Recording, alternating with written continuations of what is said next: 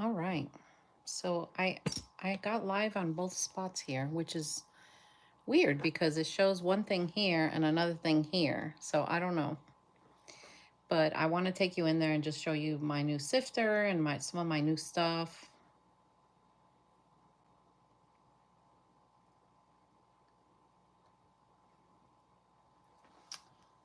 Let's see.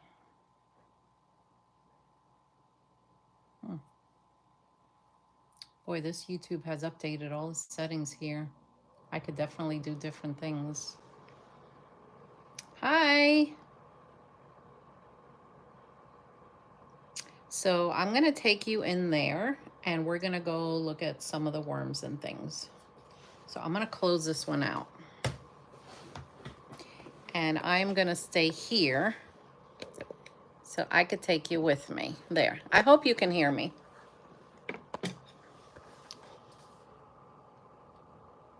Okay.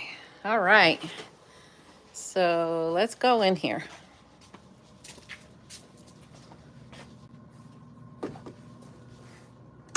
So if you'll have any questions, like, I don't know if I can see the questions. Let's see. Ask away. All right, that doesn't work. How do I remove this?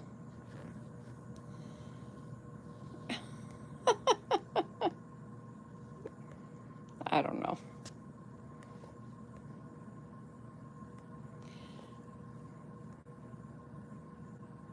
Okay, I got rid of it. So let's see. I don't know if I could do... No, I don't want to do that. Oh my gosh. Well, we might have to go back on the computer if I can't see your questions. Let me see what this is over here. Chat filter, no. All messages. Okay. Well, hi, I see your, okay.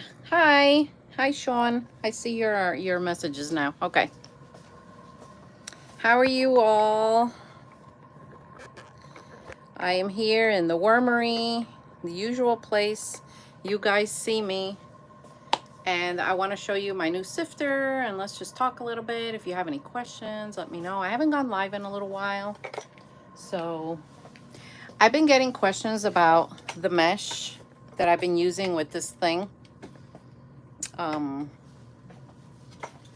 With this sifter. I absolutely love it. It is like one of the best sifters I have bought. And I think I've had every type of equipment there is to have.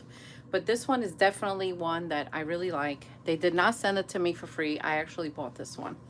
So it came with this one, a number 10.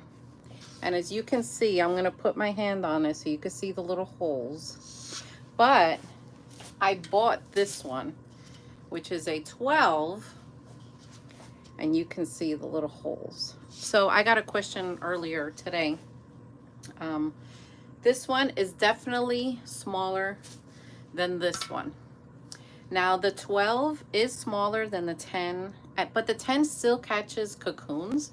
But I'm noticing that it's catching more of the African nightcrawler cocoons, because those cocoons are just a little bigger than the others. They just are. And the number 12 is catching all the other cocoons. Hi, hello everyone. Oh, you're listening. You're in the garden. Awesome. My garden's doing well, except for the past 2 nights, something's been going in there and eating my tomato plants, which that's never happened before. And I put a camera out there and it was a deer. So I couldn't believe a deer was actually jumping the fence, and yeah. So I replanted my tomato plants, and then last night the deer went in there again and was eating it again. So I'm like, oh my gosh. So I don't know what to do.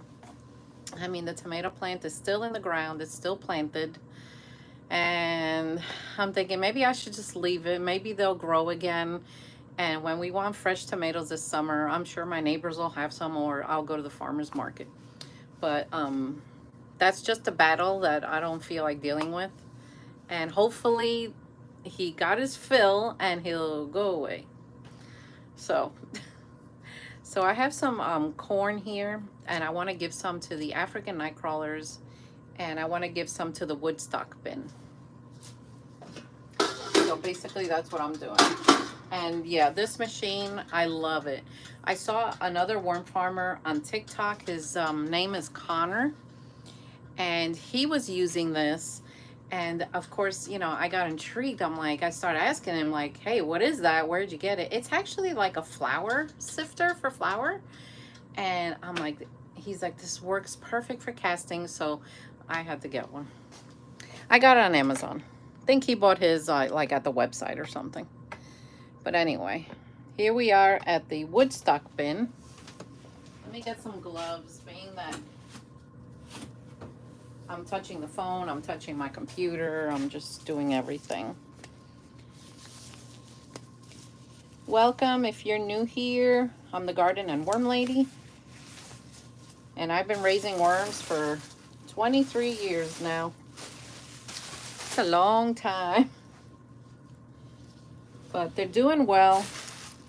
See the African nightcrawler. Nice size worm. Kind of like a maroonish color. They're doing well though. They're everyone in here is they're just getting along. And the castings are like turning out really nice. Definitely good quality castings here. One thing I am noticing though is that there's more African nightcrawlers than anything else. And in here I have African nightcrawlers, Louisiana swamp worms, red wigglers, and European nightcrawlers. I don't have any blue worms in my wormery. Hi. Oh, hi from New York. I grew up in New Jersey. Yeah, I decided to come live a little bit. I haven't been live in a while. And sometimes I'll do a live and just answer questions. Like, look at this guy. This is a European nightcrawler. He's a little chunkier than the red wigglers, but he still has that yellow tail, so you can see there. So how are you? Yeah, Glacier, I watched your videos, all your unboxings and everything, and great videos. You know, keep working at it, keep just filming. You know, YouTube is a lot of work. I'm not gonna lie to you. It is a lot of work. But if you love it, you know, just continue. I'm seeing a lot of babies in here too. Wow, look at this. This is a European nightcrawler. So as you can see their behavior, there are no blue worms in here. They're very chill, these worms. They're very relaxed. When you have blue worms, they kind of like go like that. They look like they're in like a frenzy of some kind. Yeah, I'm glad you made it on here. I don't go live that often, but I do occasionally. I go live on TikTok also, and I show my worms and I show my hermit crabs. And I don't know, people over there, they just find it fascinating. And you know, I fluff my bins just about every day just to get oxygen in here, and just to see if I'm gonna run into a problem. I could usually predict it. And you know what I'm also noticing in here? There's a lot of pot worms. I notice when I have pot worms, it's when I feed a lot of manure. But it's strange because in this bin, I haven't fed any manure. So just for fun, for me, really. Oh, YouTube, yeah. Me too. Oh, look. Oh my gosh, guys. They are connected. Wow, I haven't caught a pair connected, and you are lucky to see this live. So you see, they connect underneath the clitellum. I actually have seen them separate, so I know how it works. The clitellum actually lifts up, the other one goes underneath, and they kind of connect, and then they separate. So that is definitely, look, you can see it right there. See the tip of one and the tip of the other one? Isn't that incredible? So I'm going to just gently put them back. I'll cover them so they could continue their honeymoon. And those were swamp worms, by the way. Those were swamp worms. So the African nightcrawler, you could see it has like kind of like a greenish, purplish luminescence in a certain angle, and which is fascinating. And they are beautiful worms. I have raised these to where it's been from the tip of my finger all the way to here. Huge, huge like that. Huge worm.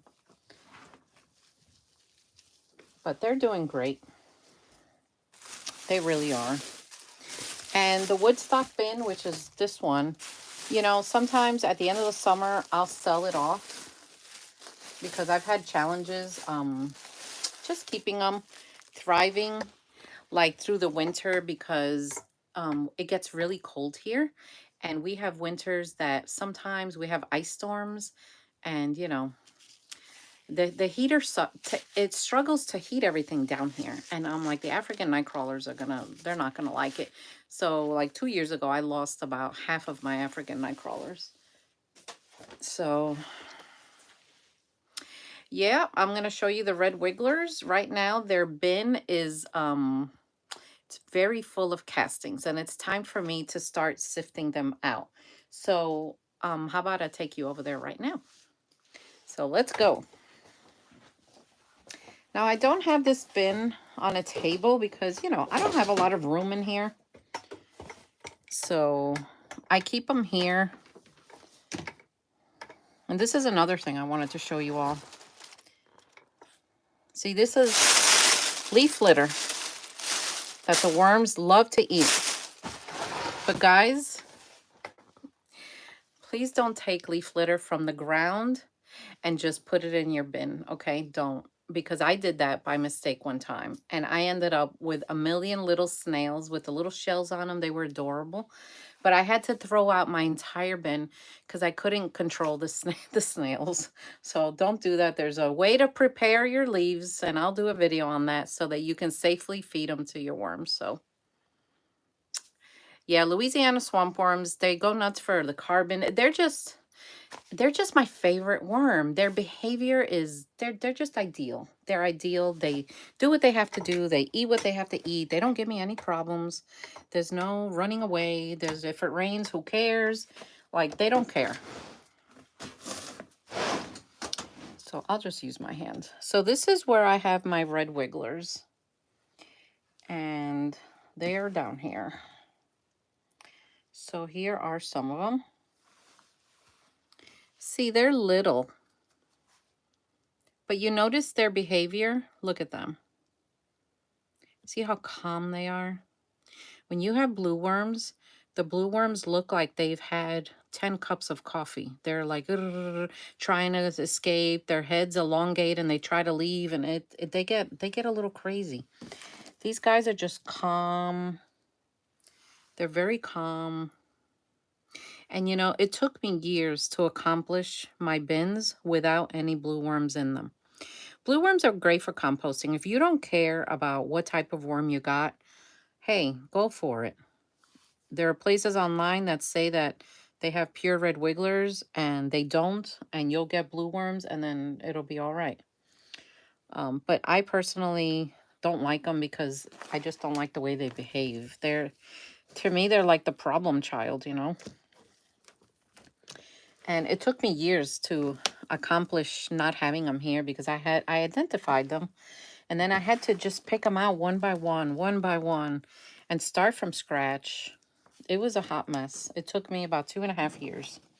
So that's why I tell you that I just don't buy worms from anybody. So look at this. This was a watermelon. And look at all, you see all the little white worms? Those are pot worms. Pot worms are harmless to our worms. They just are part of the composting world, and they're just always going to be there. They come with a lot of moisture, and we run our bins at 80% moisture, so they're going to be there. But yeah, this you can tell is castings, so this has to be harvested. You just pop. Yeah, no. Oh my gosh, don't do it. Don't do it, cuz I've done it with the leaves, and there was that one time where I'm telling you, it was bad. Like, I had them everywhere, and the more I like squished them and got them out, the more it came. And it was just, I couldn't get rid of them. So I ended up dumping the whole bin in the garden because they were everywhere. And, you know, they were the cutest little things. You know, they had the little shells on them. I loved them, but I'm like, I can't do this. So, trouble with blues. Yeah. Oh, yeah. A lot of people have trouble with them. Well, that's good. I knew a guy who would raise them in like those 5-gallon buckets, and he would put a lid on the top. He cut a hole in the lid and he glued a mesh on.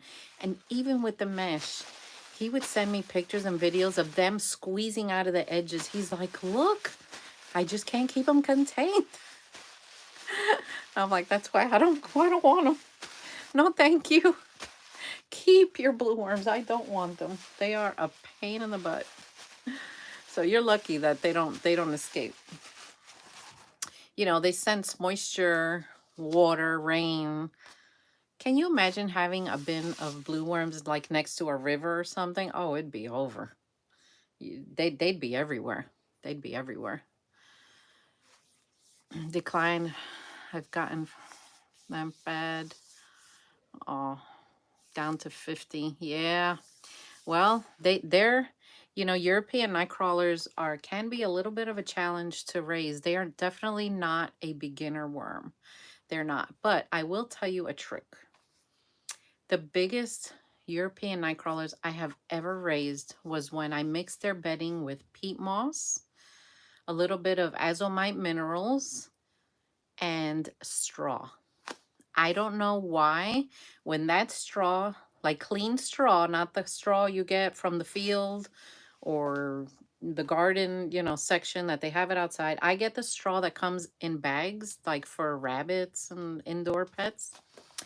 And when that straw starts to break down, I don't know.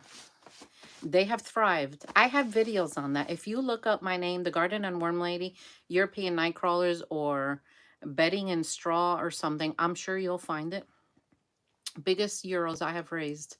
But the thing with Euros is that when you keep them in a container like this and they get overpopulated, they start getting little and they diminish in population. So European night crawlers are a lot of work. You constantly have to take some out and create another bin. Take some out and create another bin. You're constantly having to divide them. They are definitely a lot of work. But if you love them and you're willing to put in the work, then go for it. That's why I like my little swamp worms. They're little and they just do what they do and they reproduce, and I'm happy with them. I love my red wigglers also. The African night crawlers, you know, we have a love-hate relationship. Some days they behave, and there are other days that I'm like, why do I keep them? So, but usually at the end of the summer, I'll sell the woodstock bin off with all the worms included, the cocoons. I don't sift them out. I don't go through all that. I just bag up the bedding, mix it in more bedding, and send them on their way. And I usually sell them really cheap because I want to get rid of them. And then the following spring, I restart that bin again. And that's why everyone knows it as the Woodstock bin. So, you know, I don't know. You know, I buy worms. occasionally when I need them from New Soil Castings. I've gotten worms from him, Bobby, and Robert from Missouri Worm Supply. Those are the two guys I buy worms from because I trust them. I know the quality. I know the type of worms they raise. And when I've gotten them, I've identified them all. And there's never been a blue worm or a problem in any of their orders. And they ship priority and they ship fast. You know, it just gives me peace of mind. Through the years, I have bought from many people and I have been greatly disappointed, and I just don't want to waste my money anymore. A couple of years ago, I did a series called The eBay Adventures. Oh my gosh. I bought worms on eBay from different people just to see like what I would get and what would happen. Yeah, I would definitely contact New Soil and, you know, tell them I sent you. So I thought I saw, so I saw this guy in Alaska selling ice worms, Alaskan ice worms, and I'm like, what is that? You know? And so I messaged him. He said it was like, it was a composting worm, like a red wiggler, and I'm like, okay. So I ordered them. Guys, these worms arrived in a PVC pipe, plastic, with cloth on the end. I thought he sent me a bomb. I was like, what the heck is this? I have a video on my channel about it because of course I did the unboxing, and you know, they didn't last very long. Now what those worms were, I have no idea. So what I did was I would take like one of these things, one of these bins, and I would put the eBay adventure worms in containers like that. I would never mix them into the main population because I didn't know what they were. And but that was definitely the funniest purchase I have ever had. I mean, and you know, from Alaska, he didn't ship them priority. They took like a week and they arrived alive. I couldn't believe it. And then he sent like these instructions to go with it. It was like a book, like all this stuff he wrote, and I still till this day. And you know what? I can't find him anymore. He was an older man, so maybe he passed away, but they're not on eBay anymore. But anyway, the ice worms, yeah. That was something else. That was something else. So here I'm separating some just castings from the red wiggler bin. I'm just taking it off the surface and putting them here and just, you know, drying them out. So I have a big hermit crab conference happening in July, which I'm going to be one of the speakers on worms and worm castings and, you know, production and all that. So it's called CrabCon because my hermit crabs and everyone's hermit crabs eat the worm castings, so it's like it's part of it. So but that's exciting. That's exciting for me. So I haven't you know, I wanted to come live with you guys. I haven't done in a while. So any super chats are welcomed, of course. You know, I drink coffee, and supplies for the wormery are very expensive. Like the cubic square of peat moss, I used to pay years ago $12 for it. Now it's $24. So, and you know, anytime I do ship worms, I use peat moss, but I used a supplier for a while and he semi-retired, and then I haven't really dug into that. I did find another supplier that maybe I can drop ship with, and he has a program, so we'll see. I don't know. I'm still healing from my knee injury, so you know. Oh, those jumpers. I have them on my property. I have seen them. I believe I have a video showing them, and I don't like them because not only do they destroy the forest floor, they're horrible. The Department of Agriculture and everything around here says that when you find them, you need to destroy them. But what I hate about them is that when you find them, they slither away like snakes. They don't crawl away like a regular worm. They go like that, like a snake. And I'm like, ooh. So, and they can get really big, but they will destroy. They'll destroy your garden. I see them all the time. They're called Alabama jumpers. They're also called a crazy worm. And believe it or not, people breed them, but I would never do it because I know that it's not legal to ship them to certain states, and it's something that I wouldn't risk. They're just not good, you know? They're just not. So, yeah, that's why the leaves, you know, you just can't take them from the forest floor and throw them in your bin, because an Alabama jumper could have a cocoon in one of the leaves, and then there you go. So, yeah. Yeah, they're bad. Get rid of them. They're an invasive species. They are not good. Another thing I've been seeing a lot around is the hammerhead worm. Like, I haven't seen one, but they say that that thing is toxic. You shouldn't touch it, and it's literally a worm with the head of, like, it looks like a hammerhead shark. So, yeah, not good. Oh boy, you saw a hammerhead one? Ooh, I haven't seen one live, but you know, they're not good.